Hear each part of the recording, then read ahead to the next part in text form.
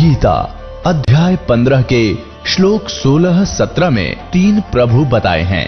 ये 3 प्रभु कौन हैं? किस प्रभु की शरण में जाने के पश्चात जन्म और मरण समाप्त हो सकता है? 3 प्रभुओं में सबसे उत्तम परमात्मा कौन है? कैसा है? उसका क्या नाम है? इन सभी गूढ़ रहस्यों को जानने के लिए अवश्य सुनिए जगत गुरु तत्वदर्शी संत रामपाल जी महाराज के अमृत वचन। तो इसी प्रकार नाम भी मिल गया, सतनाम भी मिल गया, सार नाम भी मिल गया, और फिर अभिमान हो गया, चोर लिया आपका, वह बिजली गिर गई, ओढ़े पड़ गया आपका, यानी यहां से हट गया मन, फिर आपके पास कुछ नहीं बचेगा। यानी धन तो आपका रहेगा लेकिन वो काम रह गया, सतलोक नहीं जा सकते, घर नहीं जा सकते। फिर आपके साथ क्या बुरी बनेगी? पूंजी आपकी और मालिक काल होगा। ये पूरे विश्व में यानी चारों युग में ये समय है जिस समय आप चार्ज होते हो शास्त्र अनुकूल भक्ति साधना से। चौथे युग का ये प्राइम टाइम है। पिछली पीढ़ी जो 5505 कलयुग बीत जाता तभी स्टार्ट होता है, और ये हजारों वर्षों तक चलेगा। इसमें जो विधिवत भक्ति करके मर्यादा में रहकर आखिरी सांस तक और सही भक्ति करके चले गए, वो चले गए, वो निकल गए। फिर जो रह गए बकवाद करके, किसी कारण से अभिमान से छोड़ गए, ना आए सो बकवास कर, तो उनके पास पूंजी तो वह नौकी नो रहेगी पर पार नहीं हुए। फिर आप काल के अधीन हो गए। उन्हीं में से जो ब्रह्मा विष्णु महेश बने बैठे हैं, ये वही अज्ञान आत्माएं थी जो इस समय को चूक गए, भक्ति भी करके रह गए नौके। अब इनके साथ क्या बनेगी? ब्रह्मा मरेगा, ब्रह्मा जी की मृत्यु के उपरांत ये तो अलग योनियों में चला जाएगा, कुत्ता गधा सूअर बनेगा। दूसरा ब्रह्मा उन्हीं चार्ज पहले वाले स्टॉक रखता है, ये काल यहाँ के स्वर्ग में रखा हुआ है, उनमें से ब्रह्मा पैदा कर लेगा अपनी पत्नी से, उसका नाम ब्रह्मा रख देता है, जीवात्मा और होती है। फिर विष्णु मरेगा 7 ब्रह्मा की मृत्यु के उपरांत, ये विष्णु गधा बनेगा, दूसरा पुण्यात्मा तुम्हारे में से विष्णु बना देगा। फिर 7 विष्णु के बाद शंकर की मृत्यु होगी, उसके बाद नया शंकर इन्हीं पुण्यात्माओं के पुनों से वहां बनाएगा, और फिर इन पुनों का स्वर्ग में राजा बनाकर ब्रह्मा विष्णु महेश और देवता बनाकर सत्यानाश करावेगा, सारा पूंजी लुटवा देगा, तुम्हें कंगाल कर देगा और पटक देगा पृथ्वी पर।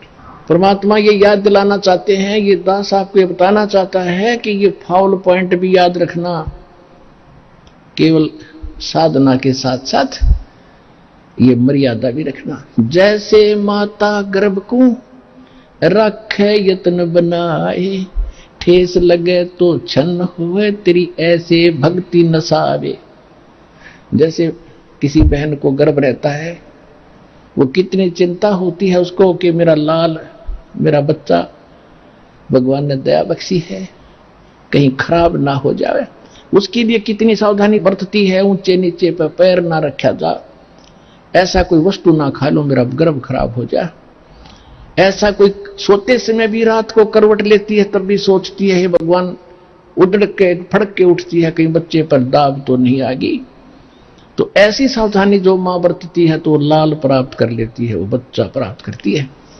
तो इसी प्रकार आपको वचन की शक्ति से आपके अंदर लाल बनना शुरू हो गया, ये भक्ति का लाल है, और आपने इतनी सावधानी करके इसको सफल करना होगा। जैसे माता गर्भ को रखे यत्न बनाए, ठेस लगे तो छन्न हुए तेरी ऐसे भक्ति नसावे। तो इस प्रकार आप जी ने इस ज्ञान को समझना है। और जैसे परमात्मा कहते हैं कितने दयालु है ये, कि जो भक्त रह गए उन ज्ञान तो सुनाता ही है दास, रह रह करके ऐसे तुम्हारे साथ गलतियां बनेगी, धोखे बनते हैं ऊपर। जब तक आप गुरु से के साथ रहोगे तो तब तो दास आपको साथ लेकर जाएगा सतलोक में, परमात्मा आएगा दास के रूप में। जब तक जिसका कनेक्शन सही है, और फिर आपके साथ धोखा देगा काल, जिसका कनेक्शन यहां से कट जाएगा उसके पास भी इस दास के रूप में काल आएगा और उसको उठाकर अपने खेमे में ले जाएगा। वहां धोखा होगा उसके साथ। उसके लिए क्या है कि आपका कनेक्शन यहां बना रहे अंतिम सांस तक, और फिर उसका एक तरीका बता रखा है आपको और याद रखना। ऐसे समय में लेकिन उस समय तो तुम्हारी पार बसाएगी नहीं, क्योंकि आप यहां से कट चुके उसके खेमे में। हो ही जो जैसे समुद्री जहाज है, दास से उपदेश लेकर कबीर जी की शरण में आगे, तो आप समुद्री जहाज में बैठ गए। और इस पूरे विश्व में सारा काल भरा है, और इसके ऊपर एक है ये जहाज समुद्री। इससे जो नीचे उतर गया वो तो डूबेगा। जहाज से नीचे उतरा तो जल है, डुबोने वाला ही है। तो यहां से जो गया वो तो डूब गया, वो नहीं फिर बच सकता। इसलिए आप जी ने ये सावधानी बरतनी है कि यहां से आप बाहर गए तो सारे काम बिगड़े हैं, तो फिर नहीं बाहर पड़ेगी। जब तक आप इसमें हो फिर वह बात आपका असर होगी नहीं। आप तो पार हो ही रहे हो, जहाज में बैठे हो, निकल जाओगे इससे बाहर भवसागर से। तो जिस समय आप यहां से चलोगे, आप तो कनेक्टेड है, तो सही रास्ते से जाके त्रिकुटी पर पहुंचोगे। त्रिकुटी पर जाकर फिर 3 रास्ते बन जाते हैं। उसी त्रिकुटी पर काल का भी पूरा तामझाम है, वो भी धोखा देता है, इसी रूप में खड़ा हो जाता है। एक पॉइंट ध्यान रखना वहां पर, उस समय आप सतनाम का सिमरण शुरू कर देना।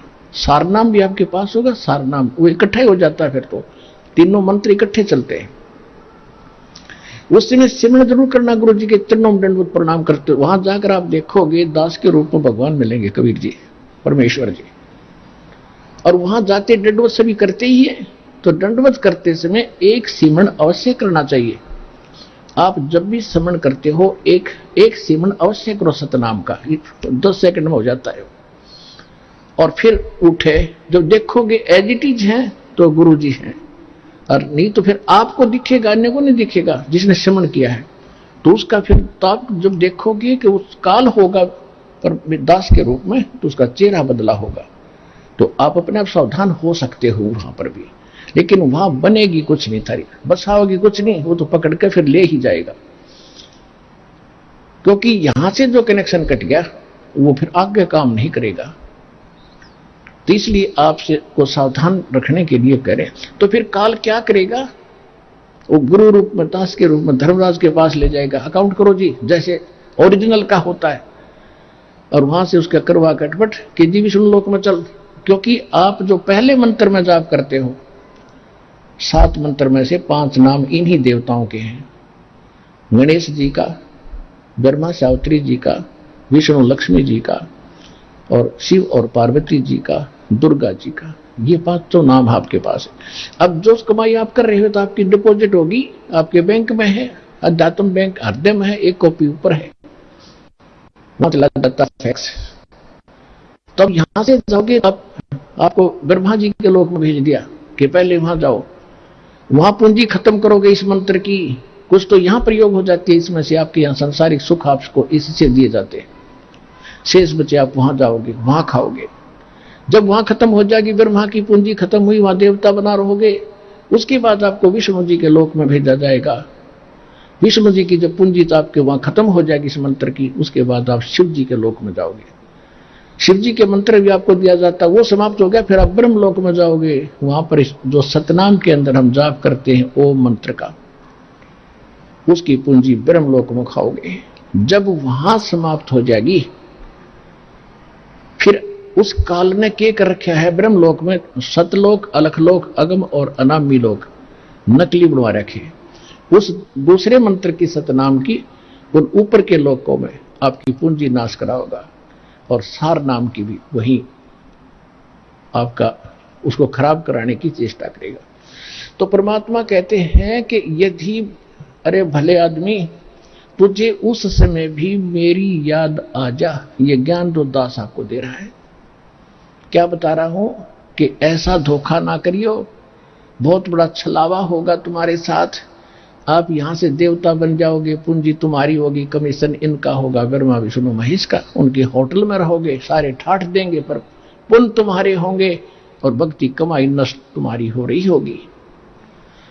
तो परमात्मा कहते हैं तुमने यदि वहां जाकर भी याद आ गई मेरी, शिव मंडल ब्रह्मापुरी चाहे विष्णु लोक में हो, हमरे गुण भूले नहीं तो आन छुटाऊं। तो यदि गलती बन गई और यहां से गुरु द्रोही होकर नहीं गए, 2 प्रकार के होते हैं विमुख गुरु जी से।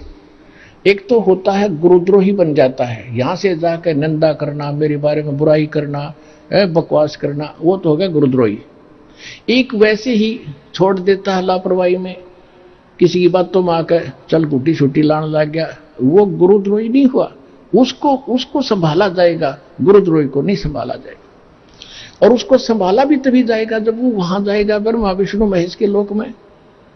अब क्या करता है ये काल, जब ये परमात्मा कहते हैं ये जी तुम वहां चले गए विष्णु के लोक में, शिव जी के लोक में, तुम्हें वहां बात याद आ गई कि गुरु जी तो ये कहा करते हैं हमने तो सतलोक जाना है, यहां आए हुए व्यक्ति तो वापस जन्म मरण में होते हैं, हमारी पूंजी नष्ट होती है। कहते वहां भी अगर तू तड़फेगा मुझे याद करेगा, वहां से भी छुटवा लाऊंगा। शिव मंडल ब्रह्मापुरी चाहे विष्णु लोक में हो, हमरे गुण भूले नहीं तो आण छुटाऊं तारी।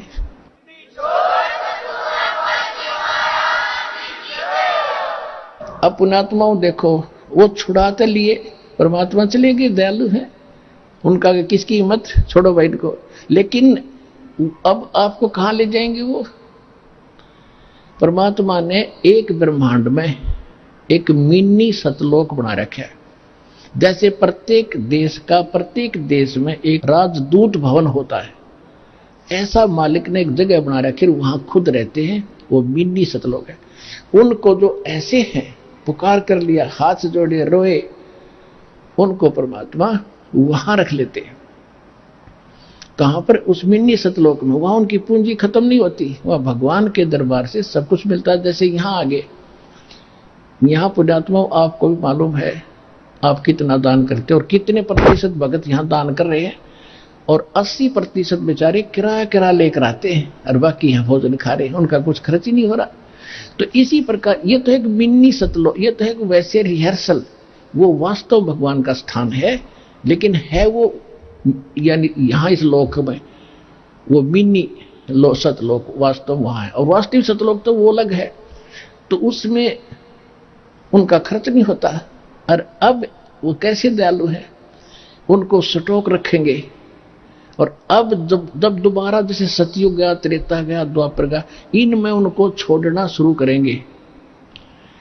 जैसे 600 वर्ष पहले 64 लाख को छोड़ा था भगवान ने, 64 लाख, और परमात्मा आगे उनको चार्ज करके कि ये उल्टे डालने तो यहीं पड़ोगे पृथ्वी पर, और वो पूंजी आपके साथ है, लेकिन जो पूंजी आपकी थी वो न्यारी रख ली दाता ने, और अपनी तरफ से फिर से चार्ज करके तो आपका मनुष्य जीवन होता हुआ आ रहा है। ये सबसे पहले यहां जो आ रहे हैं वो 64 लाख आएंगे फर्स्ट, जो पहले रह गए थे। एक कथा सुनाता हूं कई बार आपको, आज समय नहीं रहा, उसको फिर सुनाएंगे। परमात्मा ने परीक्षा की थी, 600 वर्ष पहले मालिक आए थे कबीर जी धानक रूप जुल्हाए रूप में, और उस समय ना कोई ज्ञान सुनने वाला था, ना कोई कबीर साहब को भगवान मानता था। आशीर्वाद देते थे, लाखों लोग सुखी हुए थे, और 64 लाख शेष बने थे उस धानक जुल्हाए के। और उस समय फिर आपको चार्ज करके केवल प्रथम 5 नाम दिया करते थे, पहले मंत्र का, दो भी नहीं देते थे उसमें से, वो फर्स्ट एंड लास्ट नहीं देते, केवल बीच के 5 नाम ये देगे। वो उससे आप भक्ति करते रहे, जन्मते रहे, मरते रहे, जन्मते रहे, मरते रहे, आपके अंदर भक्ति की चाह भी बनी रही, और आप आज फिर ठहगे भगवान के, यानी इस समय मोक्ष होगा यू अब आपका। अब आपके घरों में वो पुण्यात्मा आएंगी जो अभी स्टॉक बचा है उनके पास। अब छोटे छोटे बच्चे दास देख रहा है, इनके चेहरे से लगता है कितने मासूम है, कितने ढंग से यहां बैठते हैं, कोई सेवा करता है, कोई ऐसा इनके चेहरे से महसूस हो रहा है कि वो स्टॉक, वो बीज डाल दिया परमात्मा ने पृथ्वी पे, अरबों खरबों को पार करेंगे, यहां लग रहे आपके घर पे। तो ये चाहे किसी गरीब के जन्मे हैं, चाहे किसी अमीर के आ रहे हैं, चाहे आप अमीर हो चाहे गरीब हो, इस भगवान के दरबार में आए हो, तो पिछला भक्ति धन आपका एक जैसा है। रहा बात धर्म का, वो भिन्न भिन्न है, जिस कारण से आप यहां सांसारिक सुविधाओं में थोड़ा सा अंतर है, लेकिन भक्ति के जो मंत्र हैं, जो भक्ति की शक्ति है, वो आपकी बराबर है सबकी। लेकिन ये बच्चे जो आपके घर आज जन्म ले रहे हैं तो सीधे सतलोक है, इनको पता नहीं माता मसाणी क्या होती है और को राम कहानी क्या होती है। ये सीधे पुण्य साथ लेकर आए हैं, इनको कोई कमी नहीं रहेगी। केवल भक्ति पर ज्यादा लगाना, इनको भक्ति करवाना, बुराइयों से बचा के रखना, ये सीधे पार हो जाएंगे।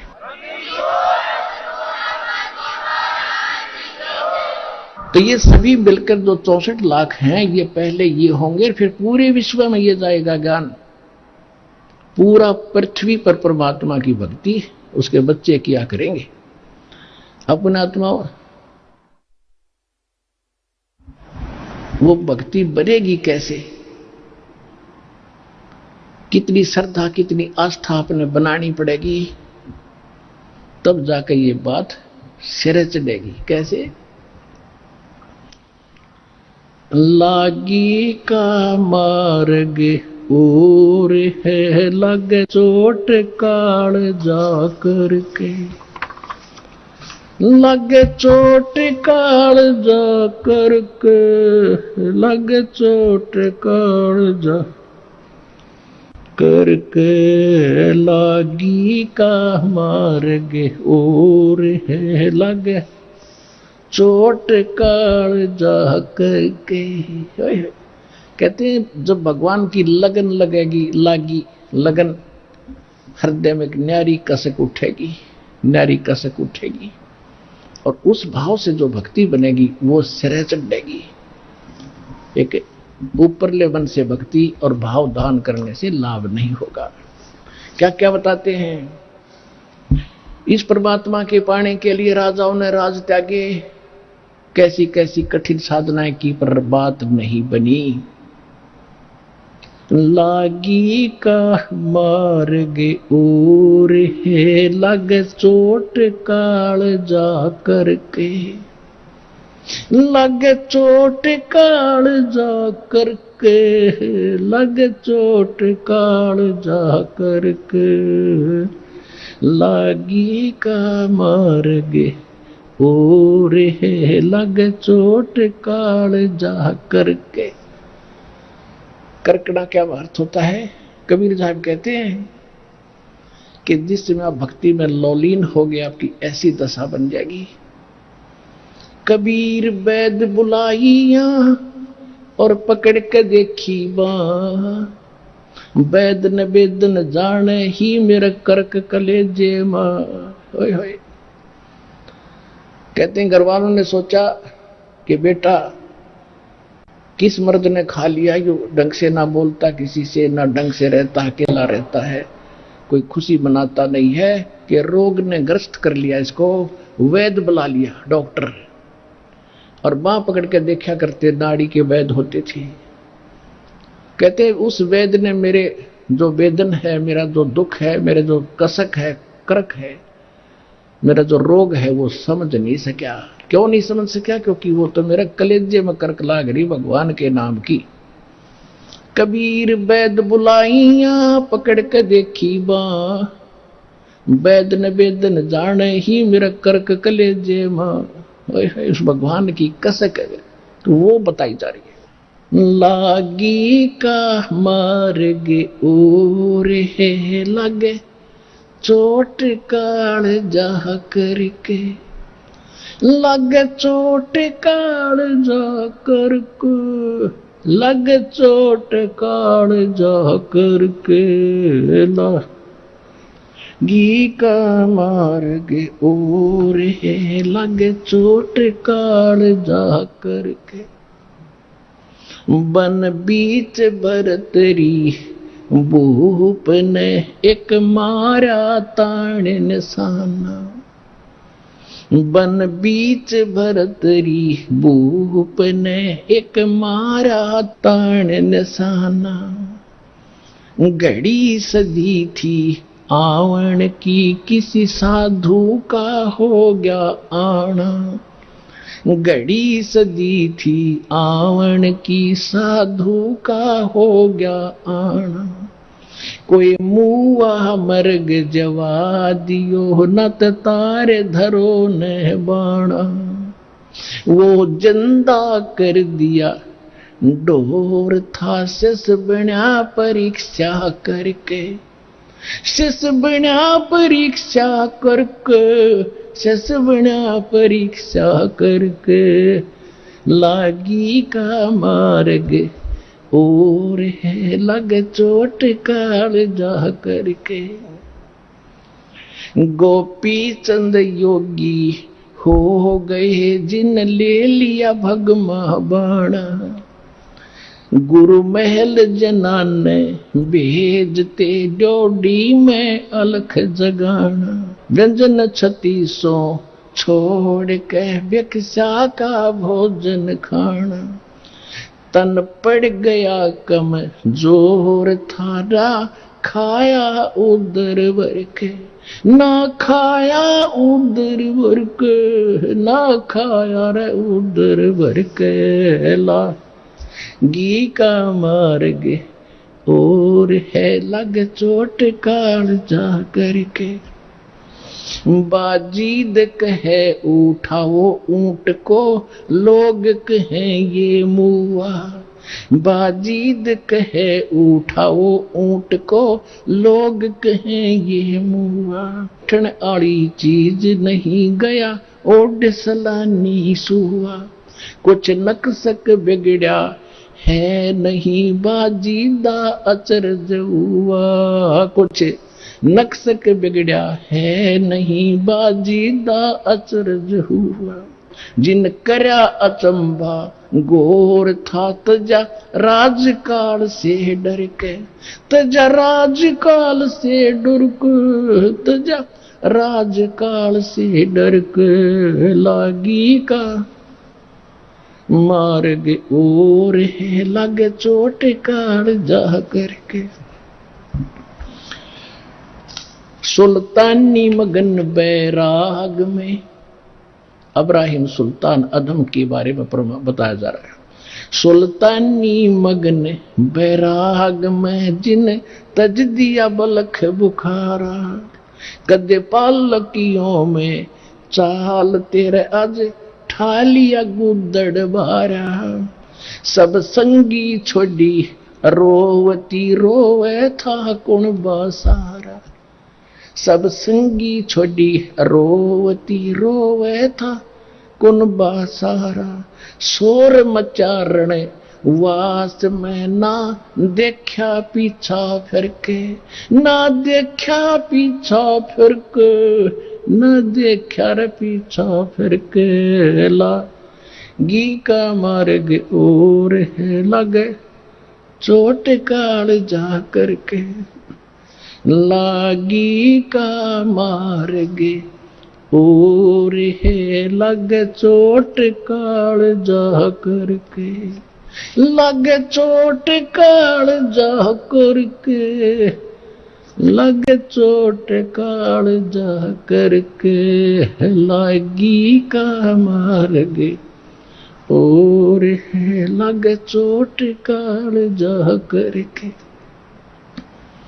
कुएं में शेख फरीद ने कैसी मीठी बोली बासा, कुएं में शेख फरीद ने कैसी मीठी बोली बासा।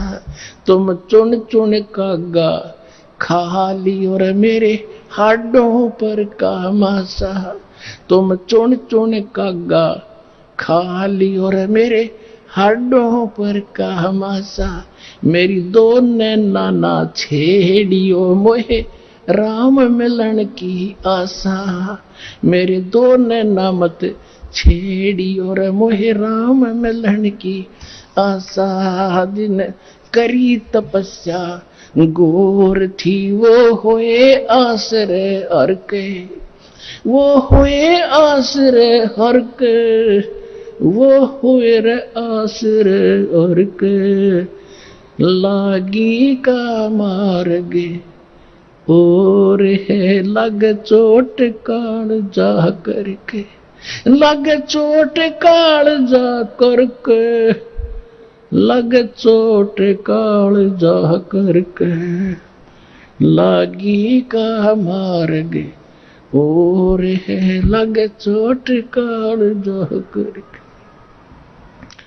पीपा दरिया में कूद गए रटिन कैसी करी डेठाई, वो नर पाड़ा जीत गए जिन सिर धड़की बाजी लाई, वो नर पाड़ा जीत गए जिन सर धड़की बाजी लाई। कह मंगलानंद चेतियो तुम सोच समझ मेरे भाई, कह मंगलानंद चेतियो रलो सोच समझ मेरे भाई। बिन चेत्य यु झूठा सोर है, कुछ जाइयो सुकर्म करके, कुछ जाइयो सुकर्म करके, कुछ जाइयो रे सुकर्म करके, लागी का मार्ग और है लग चोट काल जा करके। पुणात्माओं, इसको सत्संग कहते हैं, इसको तत्व ज्ञान कहते हैं। अब देखो, गोपीचंद यानी भर्तृ, ये दो अलग अलग थे। भर्तृ भी राजा थे, गोपीचंद भी राजा थे। भर्तृ जी एक दिन राजाओं में ये कुबद पैदा कर देता है, काल ये बकवाद घनी करते हैं, सारे पाप करते हैं, बेशक कितनी अच्छी आत्मा का हो। जंगल में गए हुए थे शिकार करने के लिए, सुबह सुबह एक मर्ग को मार दिया तीर से भर्तृ जी राजा ने। उसी समय गोरखनाथ आगे साधु, उसने कहा, रे ए भाई कौन है तू, और तूने ये भगवान का बच्चा क्यों मार दिया? भर्तृ ने कहा कि मैं राजा हूं, भर्तृ नाम है मेरा साधु। तो भले आदमी तेरे बेटे को कोई मार दे, तू क्या सजा देगा उसको कि उसकी खाल उतार दूं? तो ये भगवान का बेटा मार दिया तूने, तेरी खाल उतारेगा।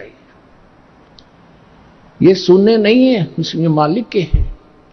तू तो 2 दिन का राजा है यहां, कल तेरी मृत्यु हो जाएगी, तू कहां जाएगा पता नहीं, फिर तूने बदला देना पड़ेगा, ये तेरा शिकार करेगा। अब उसमें भगवान से डरने वाले होते ही हैं, अच्छी आत्मा होती है जो आगे भक्ति करती हैं, चाहे वो राजा भी थे। तो कुछ संतोष हुआ, ज्यादा नहीं कुबद करी संत के साथ। उसने कहा कि यदि तू संत है, शिक्षा दे रहा है, तेरे पास कोई शक्ति है, इस मर्ग ने जीवित कर दे जो मैंने मार दिया, मैं तेरा चेला बन जाऊंगा। गोरखनाथ जी ने वो जीवित कर दिया और भर्तृ उसका चेला बन गया। तो भर्तृ को क्या मिला? खाक मिली। यानी इतनी सिद्धि वाला भी कोई संत हो और जिसके पास ये मंत्र नहीं है जो दास आज आपको दे रहा है, उसको वो व्यर्थ है, यूजलेस है। अब ये सिद्ध करना चाहता दास आपको, फिर सुनिएगा। कुएं में शेख फरीद ने कैसी मीठी बोली भाषा। अब जो प्रसंग चल रहा था भर्तृ का, उसने नाम ले लिया, राज भी त्याग दिया, लेकिन कुछ नहीं मिला, यही धक्के खा रहा इस काल के लोक में। अब शेख फरीद नाम के एक मुसलमान थे, बचपन से एक कसक थी उसकी भगवान की, घर भी त्याग दिया, एक ऐसे सूफी संत का चेला बन गया जाके जो एक आंख से काना था। काना मन एक आंख छोटी थी उसकी, वो खुद की भी छोटी थी एक आंख। यानी ये तो अलग प्रसंग है, लेकिन वो इतना सिद्ध प्रसिद्ध था कि जो भी वो वचन कह देता साफ ठीक हो जाता है, इतना सिद्ध प्रसिद्ध था। और वो सिद्ध कौन थे? वो पिछले ही आप जैसे जो अब भक्ति आप कर रहे हैं ना, इसके बारे में बताया पर गरीबदास साहिब ने परमात्मा की महिमा के शब्द मैल में सिद्ध 24 हंस बिछोड़े विश्वे विसा। कि इस जो नाम हम देते हैं आपको, इसमें 24 सिद्धियां आ जाएंगी आप में। और अगर ये इन सिद्धियों का तुमने प्रयोग करना शुरू कर दिया तो फिर आपकी टायर पंचर हो जाएगा, गाड़ी यही खड़ी रहेगी। अब वो प्रसंग नहीं है, दूसरा फिर सुनाएंगे। तो ये जो नाम आपको दे रखी, इसमें इसी सिद्धि बहुत आ जाएंगी, लेकिन आपने प्रयोग नहीं करना, नहीं तो आपकी प्रभुता हो जाएगी और आपकी पूंजी नष्ट होनी शुरू हो जाएगी, आप पार नहीं हो पाओगे। फिर भी अब क्या हुआ कि वो पहले आप यहां से चले, जो रह गए वो भटक रहे हैं, वही प्रसिद्धि हो पाई, उन्होंने किसी को कुछ कारण से प्रसिद्ध था, कोई किसी कारण से प्रसिद्ध था। गोरखनाथ भी ऐसे ही प्रसिद्ध था। जब परमात्मा के सामने आया तो उसकी अकल ठिकाना हुई कि गोरखनाथ सिद्धि में भूला, टूणे टामण हांडे फूला, ये जंतर मंत्र जोगनी भाई, काल चक्र तुम जोरा खाई, तुम हो जम की फर्दी माही। तब परमेश्वर से नाम लिया। कहते हैं सतगुरु कबीर गुरु और गोरख चेला, फिर 9 खंड में वो रमे अकेला। अब कहने का भाव यह है कि परमात्मा का बच्चा था। सभी शेख फरीद ने वो संत भी एक ऐसा सिद्धि वाला संत गुरु बना लिया वो, और उसकी साधना करता था। और अब शेख फरीद तो घर से निकला ही नहीं था कि किसी प्रकार मेरा मोक्ष हो, उसका दूसरा उद्देश्य नहीं था। तो वो तो जाते ही आश्रम में उसकी टेंट, ये एक ही भावना थी कि गुरु जी नाराज नहीं होने चाहिए। गुरु जी रुष्ट हो गए तो भगवान रुष्ट गया, यानी ऐसी कोई क्रिया मुझसे ना बने कि जिससे गुरु जी की आत्मा को ठेस हो। तो हर संभव कोशिश करके अपने गुरु जी को प्रसन्न करता था। और वो गुरु जी शेख फरीद की जी के ऊपर बड़ा प्रसन्न था। तो 5-7 और भक्त रहते थे आश्रम में। उनको जब देखा कि गुरु जी शेख फरीद के प्रति ज्यादा अट्रैक्शन है, तो ऐसा काम, ईर्षा होगी उनको, ऐसा काम करें कि गुरु जी इससे नाराज हो जाए, ऐसी कोई कहानी बनाए। अब वो नकली जो गुरु था, सिद्ध तो था लेकिन था नकली। वो क्या करता था, शाम के खाना खाते ही हुक्का मांगा करता था, हुक्का पीता था। और उन्होंने क्या कर रखा था, संत जी ने सोचा ये आपस में झगड़ा वगड़ा ना करेंगे, सबकी सेवा बांट रखी थी कि एक दिन सेवा ये करेगा, रोटी भी बनाओगा, हुक्का भी पिलाओगा, सारे काम यही करेगा। तो जिस दिन शेख फरीद का नंबर आया, उन दूसरों ने क्या देखा कि वो गुरुजी इतना क्रोधी था कि खाना खाने के तुरंत बाद 5 मिनट के अंदर 5 मिनट से पहले हुक्का चाहिए उसको पीने के लिए। वो लेट जाता था आश्रम में अलग से कुटिया। अगर 2-4 मिनट लेट हो जाता तो उसको इतना धिक्कार था, गुस्सा हो जाता था, उसको कई दिन सेवा से वंचित कर देता था, मुंह से नहीं बोलता था, बाहर एक साइड में बैठा देता था। तो वो ये चाहते थे कि इसके शेख फरीद के साथ कभी ऐसा बने। वो मौका देवा नहीं था। एक बार उन्होंने क्या किया कि क्या करते था, शेख फरीद ने खाना बनाया कि गुरुजी को खाना खिला जाता और उधर से आग पहले ही चालू कर जाता था हुक्के भरने के लिए। आग पहले ही बना रखा तैयार रखता था। खाना खिलाकर बर्तन धोकर रखकर आया तो पीछे से उन्होंने क्या किया, वो ईर्षा करने वाले चेलों ने, भाइयों, गुरु भाइयों ने वह आग बुझा दी। और मौसम था वर्षा का थोड़ा सा, लेकिन वो आग बुझने की जगह नहीं थी। तो उसने उस समय ये ध्यान नहीं दिया आग क्यों बुझ गई। उसको तो ये चिंता थी कि आज तेरी करी कराई भक्ति गई और नाश हो जाएगा, गुरु जी नाराज हो गए। और कोई आग नहीं, चूल्हा खत्म बंद हो गया। वहां से आधा किलोमीटर 1 किलोमीटर की दूरी पर नगरी थी, उसकी बाहर की तरफ उसने धुआं उठता देखा। वो दौड़ा गया। एक माई भोजन बनाने की तैयारी कर रही थी। ऐसे चमास, यानी वर्षा के मौसम में लकड़ियां भी अच्छी नहीं, गिल्ली सी हो जाती हैं। वो मुश्किल से आग फूक मार कर बनाओ थी, धुएं में आंखें लाल हो रही थी। और शेख फरीद भाग्या गया कि माई आग दे दे, माई आग देना। उसने देखा बाबा जी आ गया। वह थी गुस्से वाली, कहने लगी आग ऐसे नहीं मिलती, आंख फुड़वानी पड़ती, आंख फुड़वा ले तू अपने, तो फुड़वा ले आंख। अब उसने सोचा भाई आग मिल जानी चाहिए, गुरु जी प्रसन्न हो, आंखें फुड़वा लूंगा। माई ले, वो चिमटा दे के आंख काट के दर दी। ले माई, मैंने आग दे जल्दी, मेरे गुरु जी दुखी हो जाएंगे। और माई ने देखा तो उस बाबा का चेला है, गुस्से में तो कह दी वाडर की कि वो तो श्राप देगा, तेरा नाश होगा। उसने तो सारी आग निकाल दी जितनी बना रखी थी। धड्डे बाबा जी वो गाल के तो भाग लिया। उसने देखा कि आंख ताड़े छोड़ गई। अब रात होगी, रात न और सजावा कैसे। उधर से लड़के ने अपना पल्ला बांध, एक आंख पर ऐसे कपड़ा बांध लिया, गिर लिया मुंह उसके ऊपर। और गुरुजी ने पहली आवाज दी थी, आश्रम में प्रवेश हुआ था, अरे शेख फरीद इतनी देर कैसे लगा दी हुक्के को। दूसरी आवाज जब दी रहे, कहां मर गया शेख तू, फरीद कहां मर गया। आया गुरुजी, आ गया गुरुजी, भाग दौड़ के हुक्का दर दिया, चलो हुक्का दर दिया तो देखा राग के क्या लग गया, आपकी दया है गुरुजी, कुछ नहीं लगा। वो भी कि मैं तो नाज का नसार कुछ फिर होकेगा, वो गुरुजी तो पी के सो गया। वो सारी रात बेचारा जैसे दुखी सुखी रात काटी। माई ने रात नींद नहीं आई, वो तो सुबह उठते ही एक और सहेली को लेकर साथ में और उस आंख को लेकर गुरुजी के पास गई, संत के पास, और माफी मांगे, नाक रगड़े, मुझे गलती होगी। माई ने सारी कहानी बताई। वो संत पूछा, रे बात क्या है? कि आपका चेला गया था, आग लेने गया था, मैं गुस्से में थी, मैंने कह दिया आंख फूट रही, आंख फूटने से आग मिलती है, आंख फुड़ा रखी मैंने तो भी फुड़वा ले।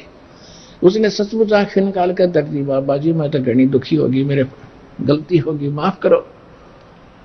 तो उसने देखे कौन गया था कि पता नहीं, मैं नाम तो नहीं जानती। गुरुजी ने पूछा, रे शेख था कल तो भाई, वो फरीद था। फरीद बोला सारे आगे, अब बेटा क्या हो गया, तेरी आंख को क्या तकलीफ होगी? के रहते गुरुजी, क्या हो गया मेरी आंख? कुछ नहीं होना, कि माटी आपकी, ये शरीर आपका दाता, आपके नियमत लगे। पुण्यात्मा, अब ऐसी समर्पित आत्मा और कहा जीवन नाश कर गई, दास ये बताना चाहता आपको। तो उसने कहा कि बेटा खोल इस पट्टी को। उन्होंने पट्टी खोली, आंख ठीक ठाक होगी, साबित आंख होगी, पर होगी छोटी, दूसरे वाली से छोटी होगी, पर आंख ठीक ठाक होगी। और वो आंख पड़ी माई के बर्तन में।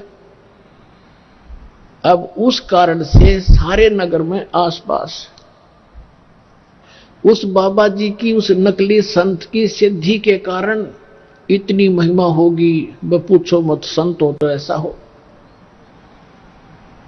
और पुण्यात्मा, फिर शेख फरीद जी को डाउट क्या रहा कि ऐसा महापुरुष ये जो ज्ञान देगा सारा ठीक होगा। अब कहते हैं लागी का मार्ग और है, लागे चोट काल जा करके। ऐसी लगन लगेगी तो भगवान मिलेगा, लेकिन वो लगन और गलत स्थान पर लगा दी। अब गाय से दूध मिलेगी, सब न पता, अब गाय से दूध मिलेगा, और गाय की जगह किसी ने गधी दे दी होगी, या गाय है काट ले, भर ले बाल्टी, उसने कितना चारा खुआ लियो और कितना उसने कुछ कर लिया, वो गाय वाला काम नहीं कर सकती।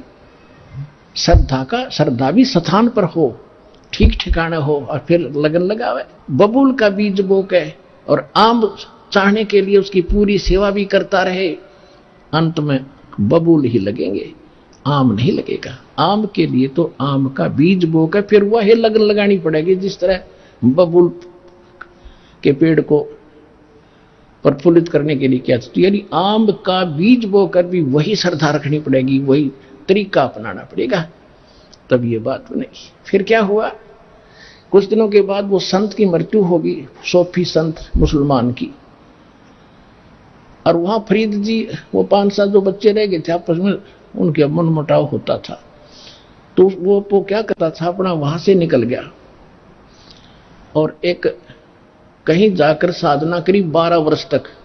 और 12 वर्ष में केवल 1.25 मन अन्न खाया, 50 शेर 1.25 मन। अब 12 वर्ष में कितने, एक वर्ष में 365 दिन, और 12 वर्ष में कितने हो गए? और प्रतिदिन एक इंसान जीने के लिए कितना भोजन खाता है? आइडिया लगाना, 100 मन खा जा 12 साल में एक व्यक्ति। और वहां पर 40 किलो खाया 12 साल में, 50 किलो, तो शरीर तो कंडम हो गया, मांस रहा नहीं, अस्थि पिंजर शेष रहा। एक दिन वो लेटा लेटा ऐसे बैठा था, लेट के बैठ कर जैसे भी साधना कर रहा था, कौवे आ गए। उन्होंने सोचे ये मनुष्य मर गया। आसपास आकर बैठे चार सब जगह देखा, वो तो मांस तो उस पर था ही नहीं था, खाल और हाड़ माथे पर बैठ गया आके। उन्हें आंख दिखी कुछ इनमें मांस है, तो उन्होंने कोशिश की कि आंख निकाल ले इसकी, अपना पेट भरेंगे। तब शेख फरीद ने कहा, हाय हाय, कुएं में शेख फरीद ने कैसी मीठी बोल। फिर वो क्या किया उसने कि भाई यहां तो ये कव्य दुखी करेंगे मैंने, और वो कुएं में लटक गया उल्टा जाके जब ये वाणी बोल करे, कुएं में शेख फरीद ने कैसी मीठी बोली वाणी, कुएं में शेख फरीद ने कैसी मीठी बोली बासा, तुम चुन चुन कागा खा लियो रे मेरे हाडों पर का मासा, तुम चुन चुन कागा खा लियो रे मेरे हाडों पर का मासा, मेरे दो नैना मत छेड़ना मोहे राम मिलन की आशा, मोरे दो नैना मत खाइयो भाई मन राम मिलन की आशा, जिन करी तपस्या घोर थी वो होए आश्रय अर्क, वो होए आश्रय हर्क, वो होए आश्रय हर्क, लागी का मार्ग और है लग चोट काल जा करके। अब देखो कितनी प्यारी आत्मा परमात्मा के लिए शरीर की परवाह नहीं की, क्योंकि वो भगवान के लिए निकली थी। अब जैसे 12 साल और ये अन्न खावा वो जीवित रह सकता है, लेकिन परमात्मा के नाम पर आश्रित था, तो उसकी लाज कबीर साहब रखते हैं कि तेरे नाम पर बैठे हैं, इसने ढोल दे डले, ये जब मानेगा जब कति कंडम हो लेगा। अब शेख फरीद ने सोचा कि भाई नाश बात बिगड़ गया था, ना भगवान मिला, शरीर अंत होने को आ गया, कौवे आंख भी खा जाएंगे, फिर मैं कितना जोगा नहीं रहूंगा, भगवान का दर्शन कैसे करूंगा। अब जैसा उस गुरुजी ने साधना बता रखी थी वो तप करने लग गया बेचारा, वो तपस्वी थे, जैसी भांग उबो रहा था वह चेल्ले को शिक्षा दे गया। अब चेला तो वही होता है, उसने समर्पण कर ही रखा था, जो गुरुजी कह दी सारी सच्ची और ऐसा ही करूंगा, लेकिन उससे मिलना कुछ नहीं था जब तक पूर्ण संत नहीं मिलेंगे। अच्छा फिर क्या हुआ, उसने सोचा बाहर रहूंगा तो ये खाएंगे, कौवे खा जाएंगे, फिर कुएं में लटक गए। फिर वो यही अर्जी ला रहा था, रे कौव्यो मेरे आंखें छोड़ दियो भाई, क्योंकि बाहर तो आना ही पड़ता है थोड़ा बहुत फ्रेश फ्रूश होने के लिए भी। रो रहा है, फिर भी रो रहा कि भगवान मिला नहीं, अब क्या होगा, अब कहाँ जाऊंगा, जीवन अंत हो गया, दर्शन मालिक के हुए नहीं। अब परमात्मा आए, परमेश्वर जो भगवान है हमारे, जो जन मेरी शरण है ताका हूं मैं दास, गेल गेल ला गया फिरूं जब तक धरती आकाश। ये शेख फरीद वही था जो इस कलयुग में भी चल गया था पिछली पीढ़ी से, और साथी मालिक ही था, सोच रखा था मैं जिस धर्म में जन्मया हूं यही से मोक्ष होगा। धर्म का इसमें कोई रोल नहीं, धार्मिकता का रोल है, और सच्ची भक्ति होगी, कोई धर्म हो कोई जाति हो, मनुष्य जीवन हो वो पार होगा। अब कबीर परमेश्वर जी आए एक साधु रूप बना के, जिंदा महात्मा का, कुएं पर खड़े हो गए, रस्सा बांध कर वृक्ष के, और नीचे लटका हुआ था पैरों का बांध कर शेख फरीद। नीचे न सिर था, ऊपर न पैर थे। परमात्मा ने नो का नो पकड़ कर रस्सा बाहर निकालना, जो तड़प रहा था। अब पुकारता अपने अपने गीता पढ़ा सुना करे, हमारा बाप ही कबीर साहब है, सत्पुरुष है। जब उसने बाहर खींचा तो पहले क्या करते थे, पाली आ जाते थे ग्वाले, वो शेख फरीद तपस्या कुएं में करता था, बाहर आकर थोड़ी बहुत देर बैठता था, तो पाली उसके रस्से को पकड़ के डंडी से ऐसे हिला देते थे। वो कभी इधर लगता था कुएं में, कभी इधर लगता था, वो फिर यूं कर लेता था। पाली छोड़ छाड़ कर थोड़ी देर छेड़ कर चले जाते थे, कोई बद्दुआ नहीं देता था, प्रार्थना करता था भाई ना छेड़ो मुझे, मैं अपना काम कर रहा हूं। तो उसने सोचा उस दिन कि आज तो ऐसा शरारती व्यक्ति आ गया, इसने मैं बाहर निकाल लिया। पहले तो छेड़ छाड़ कर चले जाते थे, मैं थोड़ी देर में हो जाता था सेंटर में। उसने कहा, शेख फरीद ने कहा कि भाई आप कौन हो, मुझे ना तंग करो, मैं अपना काम कर रहा हूं, तुम अपना करो। साधु संतों को छेड़ ऐसे नहीं सताया करते। परमात्मा बोले आप क्या कर रहे हो महात्मा जी? कि मैं भगवान के लिए तड़फ रहा हूं, भगवान के दर्शन करने के लिए, दीदार करने के लिए मैं भक्ति कर रहा हूं, मुझे करने दे, थोड़ा ही समय रह रहा है, मैं अपनी भगवान के दर्शन करूंगा। परमात्मा बोले कि मैं हूं वो अल्लाह अकबर जिसके आप दीदार करना चाहते हैं। अब वो कहता है शेख फरीद है कि नहीं नहीं ऐसे ना बोलो, ऐसा मत बोलो। ऐसा जो कहता है उसको पाप लगता है। अल्लाह कभी पृथ्वी पर नहीं आता, अल्लाह दर्शन नहीं देता, वो तो पर्दे के पीछे से बोलता है। परमात्मा बोले आप किस लिए यहां कर रहे हो? आप कह रहे हो कि मैं भगवान के दर्शन के लिए और प्रयत्न कर रहा हूं, दीदार करूंगा उसके। हर भगवान कैसा है? आप कहते हो भगवान तो बेचून है, निराकार है। वो खुद कह रहा है कि भगवान तो निराकार है, वो तेरे जैसा नहीं हो सकता, तुझे पाप लगेगा। और वो तो बेचून निराकार है। परमात्मा बोले आप एक तरफ तो कह रहे हो कि मैं परमात्मा के दर्शनार्थ यानी भगवान का दीदार करने के लिए साधना कर रहा हूं, उधर से तुम बेचून बता रहे हो। भले आदमी, अकल है ठिकानी तुम्हारी? छुरी क्या है और साधना क्या तुम्हारी? कहते गाम का और ज्ञान का तो इतना चमका ऐसा होया करे, एकदम गटके पट खोलने से जाता है ना, तो आए रहे थे इससे काम के लिए कि वो मरेगा, खत्म हो जाएगा, नहीं तो एकदम सारी बुद्धि चेंज होगी। रख तेरा गजब हो। उधर तो हम उसको निराकार मानते हैं और फिर दर्शन के लिए बकारा खेटे दर्शन होंगे, अल्लाह तुम्हें दिखाई देगा।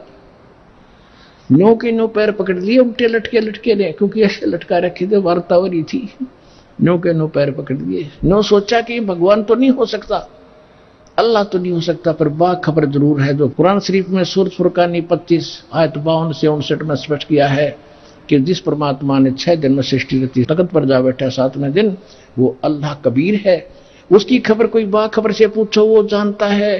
तो शेख फरीद जी को पक्का विश्वास हो गया, अल्लाह नहीं तो अल्लाह का जानकार जरूर मिल गया, बाखबर मिल गया, इल्म वाला। चरण पकड़ लिए, परमात्मा ने खोल कर रस्सा बैठा लिया कि बैठ जा, मैं बाखबर हूं और मैं तत्वदर्शी संत हूं, तू अल्लाह ना मानना है, ठीक है। कहते इस शरीर के साथ क्यों दुश्मनी कर रखी है, मुश्किल से मिलता है।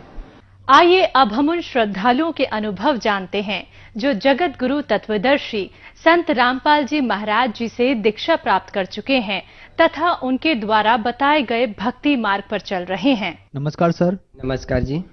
सर क्या नाम है आपका? मोहित कुमार। मोहित जी आप कहाँ से हैं? मैं यूपी डिस्ट्रिक्ट औरैया उत्तर प्रदेश से। मोहित जी, संत रामपाल जी महाराज से नाम दीक्षा आपने कब ली? मैंने 13 अक्टूबर 2019 में। संत रामपाल जी महाराज से नाम दीक्षा लेने से पहले क्या आप कोई भक्ति साधना भी करते थे? जी सर, मैं जो है सतपाल जी महाराज हंसा देश के, मैं उनसे नाम दीक्षित था और मुझे जो है 6 से 7 साल तक मैं उनसे नाम दीक्षा लिया था, तो मैं उनसे नाम दीक्षित भी था, उनके बताए हुए भक्ति मार्ग पे भी चल रहा था और साथ में जो है सभी देवी देवताओं की, शंकर जी की, दुर्गा जी की और भी जितने भी देवी देवता हैं उनके साथ में भक्ति करता था। संत रामपाल जी महाराज की शरण में आप क्यों आए, क्या कारण रहा? देखिए, संत रामपाल जी महाराज जी की शरण में मैं आया क्योंकि मेरे जो है प्रश्न थे। सर क्या प्रश्न थे आपके?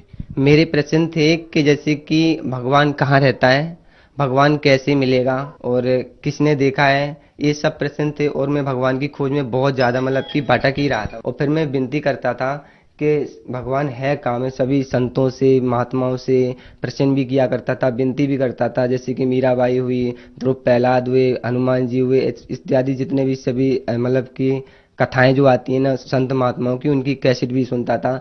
तो मैं इन सभी से अंदर ही अंदर मतलब प्रार्थना करता था कि आपने अगर प्रभु को देखा हो, कहीं पे भगवान को देखा हो, आपको भगवान मिला हो, तो मुझे वो रास्ता दिखाओ, क्योंकि मेरा मेन उद्देश्य था बचपन से कि भगवान की भक्ति करना है, क्योंकि मैंने अभी तक भक्ति नहीं किया और भक्ति बिना पार हो नहीं पाएंगे।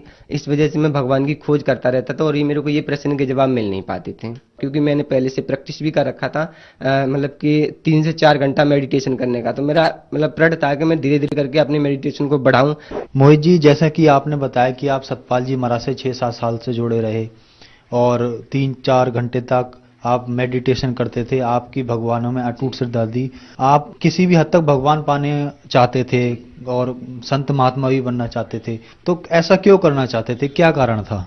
देखिए ऐसा कार्ड बस ये था कि मेरा मतलब था कि मुझे भगवान की खोज करनी है, मुझे भगवान को प्राप्त होना। मैंने अभी तक भक्ति नहीं की है। अगर मैंने किसी भी जीवन में कभी भी अगर मैंने सच्ची भक्ति की होती भगवान की, तो मुझे मतलब कि ये संसार में 84 लाख योनियों में नहीं आना पड़ता और ये मनुष्य जीवन में मेरा हाथ से निकल जाएगा, चला जाएगा। मैंने सुना था कि 84 लाख में एक बार मनुष्य जीवन मिलता है, ये भी चला जाएगा। इस मनुष्य जीवन को मुझे गंवाना नहीं है। मुझे एक बार ये मरना तो हकीकत में मरना है हर किसी को। मैं एक बार अपना जीवन जो है भगवान के लिए कुर्बान करूंगा। मैं भगवान की खोज के लिए मतलब कि मैं मरूंगा, भगवान की खोज के लिए भक्ति करूंगा। मोहित जी, संत रामपाल जी महाराज के बारे में आपको कैसे पता लगा, कैसे आए संत रामपाल जी महाराज की शरण में आप? देखिए संत रामपाल जी महाराज जी की शरण में मैं ऐसे आया कि मैं कंपनी में काम कर रहा था। तो जैसे कि मैंने आपको बताया भगवान के लिए पहले ही खोज रहा था, 3 से 4 महीने तक रोया करता था भगवान की खोज में, पैदल जाया करता था, पैदल आया करता था। इसी बीच में मैं जो है कंपनी में एक सर थे, उनके फोन पर जो है मतलब कि ऑर्डर बुक वाली फ्री संत रामपाल जी की बुक जो आती है ना उसकी लिंक आ रखी थी। तो उन्होंने शायद फ्री लिंक देख के या फिर फ्री बुक आने के कार्ड में उन्होंने जो है ऑर्डर कर दी। तो वो जब बुक जो है 7 से 8 दिन आ गई, बुक आने के बाद क्या हुआ कि बुक आ गई तो वो उन्होंने बुक जो लेके और जो है कंपनी में और भी सीनियर लोग होते हैं उस बुक का निरादर करने लग गए कि बाबा लोग तो ऐसे ही होते हैं, कुछ नहीं होता धर्म वर्म, ये कुछ भी ऐसे प्रकार की बातें करके जो है उस बुक को रख दिया ऐसे ही। तो वो बुक को मेरे को भगवान की खोज थी और मैं हर धार्मिक पुस्तक पढ़ता था पहले से, अच्छी हो या बुरी हो, जो अच्छा रहता था वो अपने अंदर रख लेता था, बुरा रहता था उससे छोड़ देते थे। तो इस प्रकार से मैंने उस बुक को पढ़ा और बुक को 7 से 8 दिन तक पढ़ा। तो भगत जी उसमें इतना अद्भुत ज्ञान लिखा था कि शायद मेरा मूड घूम गया। अब मैं भगवान की खोज में फिर रहा था तो भगवान से विनती करने लगा, सपनों में भी विनती करने लगा, रातों को भी, दिन में, जब भी वही एक चलता था, हे भगवान अब सच्चाई मुझे बताओ कि आखिर में भगवान है कौन। इस पुस्तक में ऐसा ज्ञान लिखा है, क्या ये पुस्तक का ज्ञान सही है? संसार के लोग जो भक्ति साधना करते हैं, संसार के लोग जिन नियम क्रियाओं को करते हैं वो सही है? तो इस प्रकार से भगवान की खोज कर रहे थे, तो भगवान से विनती कर रहे थे। तो भगवान ने क्या किया, संत रामपाल जी महाराज की कृपा से शायद अब जो है मेरे 7 से 10 दिन में जो है अगली जो है मेरे फोन पे भी वही लिंक आ रखी। तो अब की बार जो है मैंने ज्ञान गंगा बुक ऑर्डर की। पहले जीने की राह आई थी, ज्ञान गंगा आई। तो ज्ञान गंगा जब बुक को मैंने पूरा पढ़ा और कंसेप्ट क्लियर हो गया तो फिर मैंने उस पुस्तक को भी मैंने पढ़ा। और जब पुस्तक को पढ़ा तो मैंने दूसरी बार जब पुस्तक को पढ़ा तो अच्छे से मेरे को समझ में आ गई। तो मैं उसी बीच जो है मैंने उस पुस्तक पे नंबर लिखा था, उस पुस्तक पे कॉल करके मैंने पूछा। तो उन्होंने पूछा कि आप कहाँ से हो? तो इस प्रकार से मैं दिल्ली से बताया। तो उन्होंने बताया कि आप जो है दिल्ली मुंडका आश्रम से नाम दीक्षा ले सकते हो। मोहित जी, क्या एजुकेशन है आपकी और क्या एज है? सर मेरी जो है ग्रेजुएशन फर्स्ट ईयर है, मैं एज मेरी है 23। मोहित जी, आप एक यंग हैं और इस उम्र में बच्चे अपना कैरियर बनाते हैं, अपनी पढ़ाई करते हैं, आप भगवान की तरफ मुड़ गए। उन बच्चों को लिए क्या संदेश देना चाहेंगे जो आज ये कहते हैं कि भक्ति नहीं करनी चाहिए, भक्ति तो बुढ़ापे में करनी है? उनके लिए मेरा तो मतलब एक ही है कि ये मनुष्य जीवन 84 लाख योनियों के बाद मिलता है और एक बार ये मिलता है। हम जितनी भी कर्म क्रिया करते हैं संसार में वो सब भी कर रहे हैं, चलो ठीक है, लेकिन हमें भक्ति की तरफ भी ध्यान देना चाहिए। भक्ति की कोई एज नहीं होती और मौत का भी कोई समय नहीं होता। बचपन हो या फिर बुढ़ापा हो या फिर जवानी हो, भक्ति भी एक अच्छे संस्कार है, इसको हमें अपनाना चाहिए। चाहे बचपन हो, चाहे बुढ़ापा हो, चाहे जवानी हो। तो बचपन बच्चा भी कर सकता है, जवान भी कर सकता है, बुढ़ापा भी मतलब कि बुढ़ापे में भी कोई कर सकता है। तो इसकी कोई भी एज नहीं होती है, हर कोई भक्ति कर सकता है जी। मोहित जी, आप भगवान की तलाश में भटक रहे थे और संत रामपाल जी महाराज का आपको ज्ञान मिला, आपने वहां से नाम दीक्षा ली। तो भक्ति करने से क्या आपको कोई लाभ भी प्राप्त हुए? सबसे अच्छा और सबसे बढ़िया और प्रमाण सहित संत रामपाल जी का ज्ञान जो है वो जो है मेरे को मिला और उसमें मेरे को शांति है और मेरे के मन मानसिक शांति भी है बहुत अच्छे से, शारीरिक शांति भी, सब तरह से आर्थिक समस्या भी खत्म है। इस प्रकार से जो है मेरे को सबसे बड़ा है कि आध्यात्मिक ज्ञान मुझे मिला जो कि मुझे जिसकी तलाश थी। संत रामपाल जी महाराज जी की कृपा से जो है मेरी एक नौकरी भी लग गई है और मैं अभी संतुष्ट हूँ। भगवान का सद्भक्ति मार्ग भी मुझे मिला है। संत रामपाल जी महाराज के बारे में अक्सर कहा जाता है कि संत रामपाल जी महाराज देवी देवताओं की या ब्रह्मा विष्णु महेश की भक्ति छुड़वाते हैं, क्या ये बात सही है? देखिए संत रामपाल जी महाराज भक्ति तो नहीं छुड़वाते हैं, बल्कि यह है कि उनकी भक्ति सही बताते हैं। उनके मूल मंत्र क्या है, उनकी मतलब कि कैसी भक्ति करनी चाहिए, कैसी साधना करनी चाहिए, ताकि हम इतने सारे देवी देवताओं कभी ये पूजा कर लेते, कभी मंदिर में चले जाते हैं, अगरबत्ती लगाते, प्रसाद चढ़ाते, इस प्रकार की भक्ति नहीं है। बल्कि भक्ति तो वो होती है जो अपने अंदर से आस्था से मन से करनी चाहिए और मन को किसी विकारों में न लगा के एक भगवान ने आस्था रखनी चाहिए। इस प्रकार से जो है सभी देवी देवताओं की जितनी भी ब्रह्मा विष्णु महेश हुए इनकी भी भक्ति बताते हैं, पर एक मूल मंत्र से भक्ति बताते हैं, जबकि उनकी एक मेन साधना होती है। मोहित जी, संत रामपाल जी महाराज किस धर्म को मानते हैं? जी, देखिए कि संत रामपाल जी किस धर्म को मानते हैं, तो ये प्रश्न जो है, जो मानव धर्म को मानते हैं संत रामपाल जी महाराज, उन्होंने कहा भी है, उनके वेद भी यही कहते हैं कि जीव हमारी जाति है, मानव धर्म हमारा, हिंदू मुस्लिम सिख ईसाई धर्म नहीं कोई न्यारा। मोहित जी, जैसे कोई मुस्लिम धर्म से है या सिख धर्म से है या ईसाई धर्म से है या हिंदू धर्म से है, अगर वो संत रामपाल जी महाराज से नाम दीक्षा लेना चाहता है तो क्या उन्हें अपने धर्म की भक्ति छोड़नी पड़ेगी, या संत रामपाल जी महाराज कौन से धर्म की भक्ति बताते हैं? जी, देखिए संत रामपाल जी महाराज जी जो भक्ति बताते हैं वो बहुत ही सिंपल है, और सभी वेदों में, चाहे फिर वो हिंदू हो या मुस्लिम हो या फिर सिख ईसाई किसी भी धर्म से हो, इससे कोई फर्क नहीं होता। जैसे कि हिंदू मुस्लिम सिख ईसाई धर्म नहीं कोई न्यारा, कोई धर्म नहीं होता, बस एक मानव धर्म होता है। और एक सभी सदग्रंथों में हर कोई, जैसे हिंदू है या मुस्लिम है, अपने अपने सभी सदग्रंथों में प्रमाणित भक्ति दे रहे हैं, तो उनको अपने अपने धर्म को पढ़ना चाहिए, ताकि अपने धर्म की पुस्तकों में जो है, धार्मिक पुस्तकों में समझ में आए कि क्या लिखा है, और बाकी संत रामपाल जी महाराज जो प्रमाणित भक्ति देते हैं उसको कर सकते हैं। मोहित जी, जो श्रद्धालु आज आपको देख रहे हैं, आप उन्हें क्या संदेश देना चाहेंगे, खास करके हंसादेश पंथ वालों को? जी, देखिए हंसादेश पंथ वालों को मैं यही कहना चाहूंगा कि देखिए आप सभी शिक्षित हो, उस परमेश्वर की कृपा से। अब शायद है कि 40 से 50 वर्ष से पहले कुछ भी नहीं था, इतना ज्ञान नहीं था, इतना मतलब कि विज्ञान नहीं था, तो आज परमेश्वर की कृपा से जो है हमें आज शिक्षित हैं, और हम सभी नकली धर्म गुरुओं से भी जुड़े हुए हैं। मेरा इनसे सभी से ये निवेदन होगा कि आप जो है कृपया संत रामपाल जी का सत्संग सुनिए, और अपने वेदों को संत रामपाल जी क्या बता रहे हैं उसको मैच करिए कि हाँ ये बात सही है या गलत है।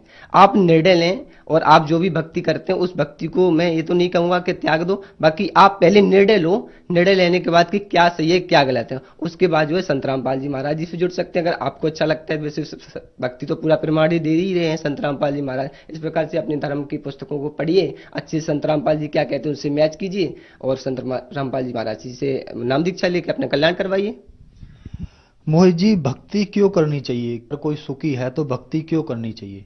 देखिए भक्ति इसलिए करनी चाहिए, जिस प्रकार से बच्चे जो होते हैं स्कूल में पढ़ने के लिए एडमिशन करवाते हैं और पढ़ते हैं, वो पढ़ने के से साथ साथ जो अपने आप को कैरियर में समझते हैं कि जो मुझे कुछ हासिल करना है, भक्ति पढ़ाई करने के बाद जो सोचते हैं कि आर्थिक समस्या होती है, नौकरी संबंधित होती है, जो कुछ भी समझते हैं पढ़ाई करने के बाद जो लाभ होने वाले होते हैं, उस लाभ के लिए प्रेरित होते हैं। अब इसी प्रकार से कुछ बच्चे होते हैं कि पढ़ाई नहीं करते हैं तो उनको कुछ भी मिलने वाला नहीं होता। इसी प्रकार से ये मनुष्य जीवन भी होता है, हमें ये जीवन जीते जीते भी भक्ति करनी चाहिए, ताकि जो है हम भगवान को प्राप्त हो सकें सही भक्ति करके। अगर हम पढ़ाई नहीं करेंगे तो 84 लाख योनियों में भी हमें चक्कर काटने पड़ जाएंगे, क्योंकि हमारी बिना मतलब की भक्ति के कुछ भी कल्याण होने वाला नहीं है। इस प्रकार से हमें जीवन में भक्ति भी करनी जरूरी है। सर, क्या आप नशा वगैरह भी करते थे? जी सर, मैं नशा तो जो है करने लग गया था, पहले नहीं करता था लेकिन मैं करने लग गया था। तो संत रामपाल जी महाराज की शरण में आने के बाद क्या आपका ये नशा वगैरह छूटा? जी, देखिए संत रामपाल जी महाराज जी से जैसे मैंने नाम दीक्षा ली, ज्ञान समझा और उनके नियमों का पालन किया, तो संत रामपाल जी महाराज जी का नशा तो क्या, नशा हर प्रकार से चला गया, मेरी सारी बुराई छूट गई। संत रामपाल जी महाराज जी की शरण में आने के बाद सारी बुराई छूट गई। अब मैं अपना जीवन बड़ी शांतिपूर्वक और मानसिक रूप से जिस प्रकार से मैं भगवान की खोज में फिर रहा था, उन सभी प्रश्नों के भी जवाब मुझे मिल चुके हैं। तो अब मैं बिल्कुल अच्छे से हूँ और उस भगवान की भक्ति भी करता हूँ। मोहित जी, संत रामपाल जी महाराज से नाम दीक्षा कैसे ली जा सकती है? देखिए संत रामपाल जी महाराज जी से नाम दीक्षा आप कई तरीके से ले सकते हैं। जैसे तो आजकल तो यह है कि सभी स्टेट में जो है संत रामपाल जी महाराज जी का नामदान केंद्र है, ठीक है, आप पता कर सकते हैं। दूसरी बात यह है कि पुस्तक है आपके पास, पुस्तक में भी नंबर लिखे हुए होते हैं, उन पर भी कांटेक्ट करके आप उनसे जानकारी ले सकते हैं, आपके नज़दीकी नामदान केंद्र वहाँ से ले सकते हैं। साथ ही साथ अगर आप टीवी पे देखेंगे संत रामपाल जी महाराज जी का सत्संग आता है, उसमें जो है पीली पट्टी होती है, और इस पीली पट्टी पे जो भी नंबर लिखे होते हैं उन नंबर पर भी कॉन्टेक्ट करके आप जो है उनसे संपर्क कर सकते हैं और जानकारी ले सकते हैं और आप नाम ले सकते हैं। जी धन्यवाद सर। सच्चाई जी।